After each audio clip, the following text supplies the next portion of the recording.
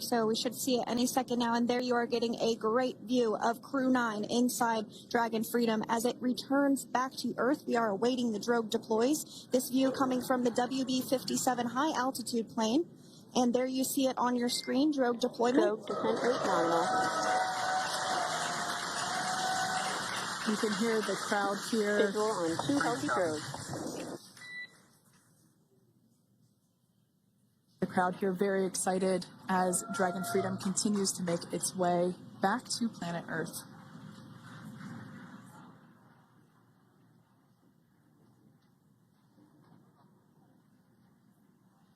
Next up, we'll stand by for the main deployment of the parachutes. The mains are quite a bit larger. You'll be able to notice the difference on your screen once they deploy, and they continue to ensure that the Dragon spacecraft slows down even further. As we mentioned, Freedom will be traveling 16 miles per hour when it splashes down off the coast of Tallahassee, Florida, here at 2:57 p.m. Pacific time this afternoon. And there we go. We have visual on 4 healthy mains. That view was from inside. Freedom copy. That view was from inside one of the buckets where the parachutes are located. So we see a great view there of the reefing on those parachutes. And as those main parachutes begin to inflate fully, 4 beautiful, healthy mains. Now awaiting visuals of splashdown. Freedom. We'll start to hear Commander Nick Hague. Copy 1000. As we heard right there, Commander Nick Hague will be calling out the altitude of the Dragon capsule from here on out. Landing in water is simpler and provides more margin against unlikely parachute issues. You can see those parachutes continuing to slow the Dragon capsule down.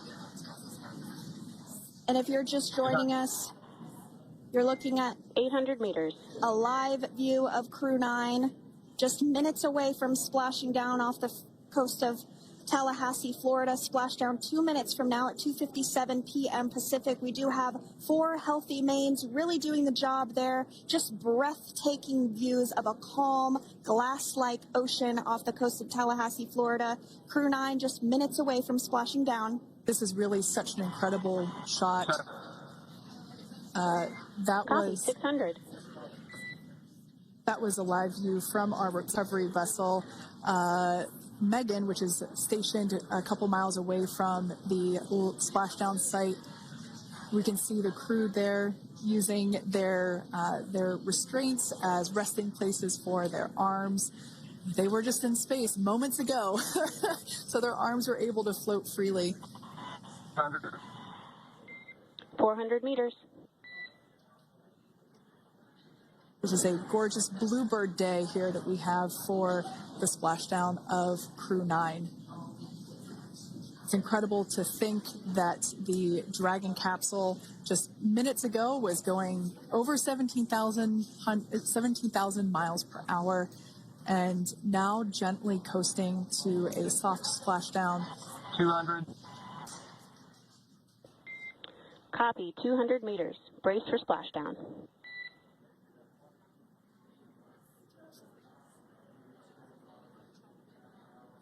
As you can see there on your screen, continuing to monitor progress of the Dragon spacecraft.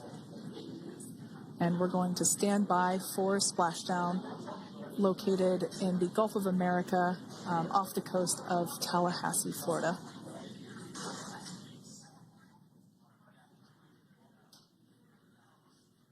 And splashdown. Crew-9 back on Earth.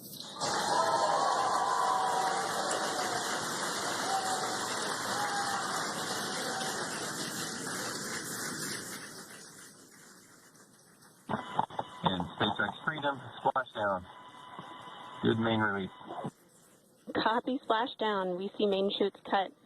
Nick, Alex, Butch, Sunny, on behalf of SpaceX, welcome home.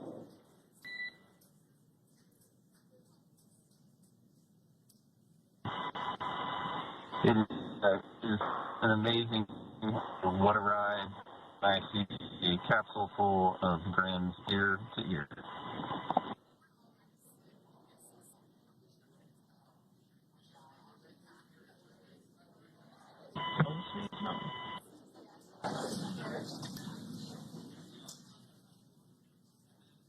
And as you can see on your screen, we have visual confirmation of splashdown. Dragon Freedom has returned home, and NASA astronauts. System safety verifications are in progress.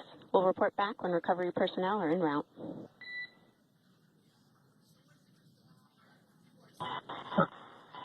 Understand. And, we're in section 2 of 4.800 landing response. And looking for your words and if necessary.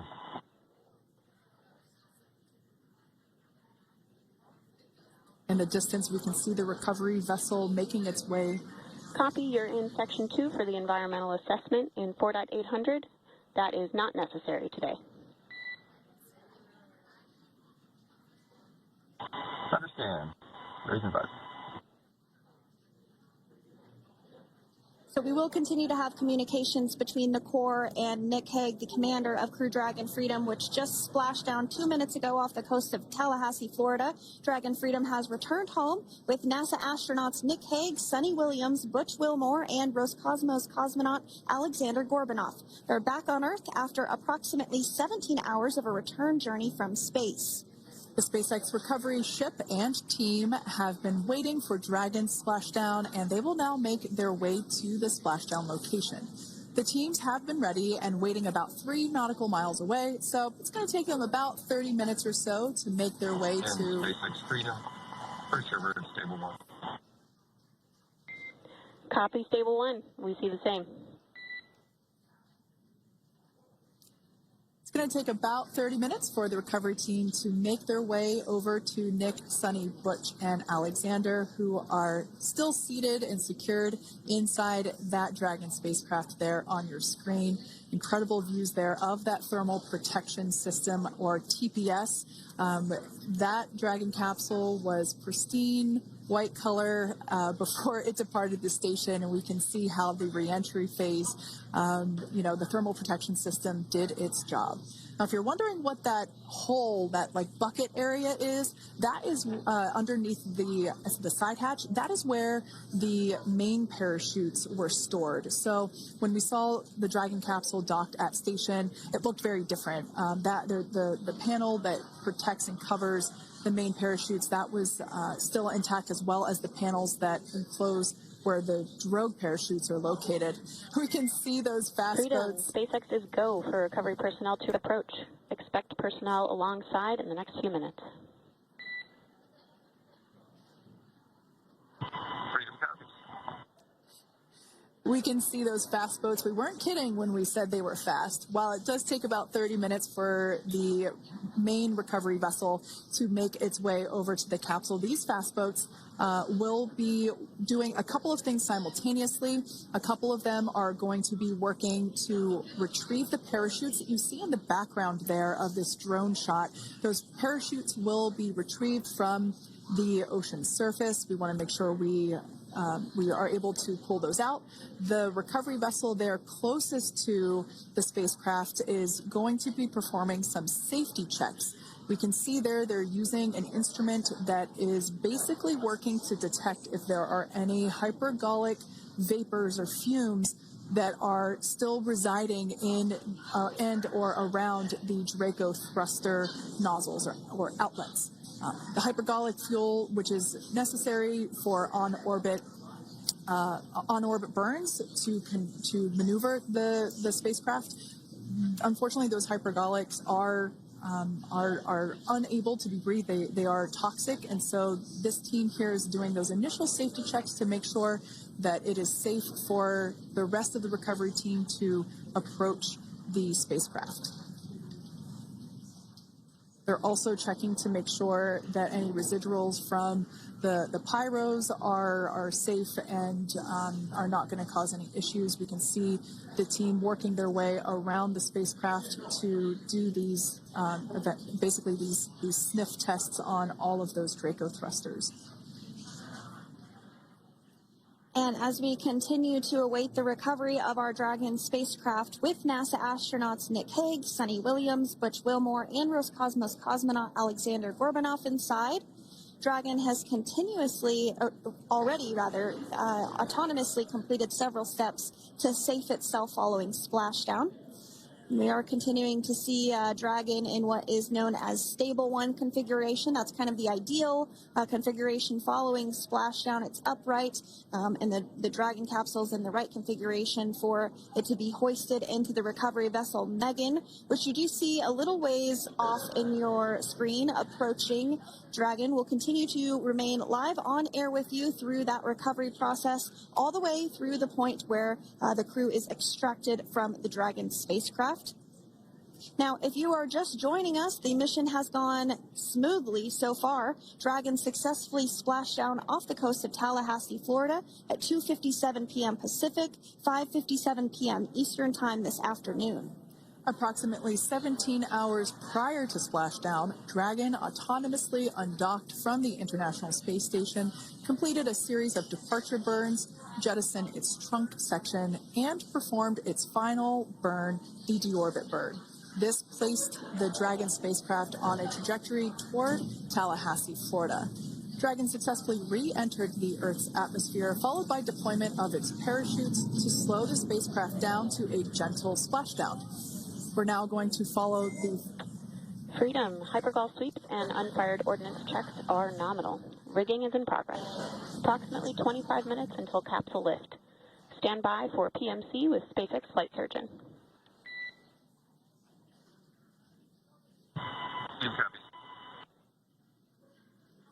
And so what we did just hear there was communications that those hypergol checks were complete. They didn't find any of that upon those checks, so we'll continue to move through the timeline. Next up is a process called rigging, which you see happening right now on your screen. This is when a SpaceX recovery personnel actually works to climb aboard the capsule and work through procedures ahead of lifting onto the nest of the recovery vessel Megan. We heard it's going to be about 25 minutes or so until that lift actually takes place.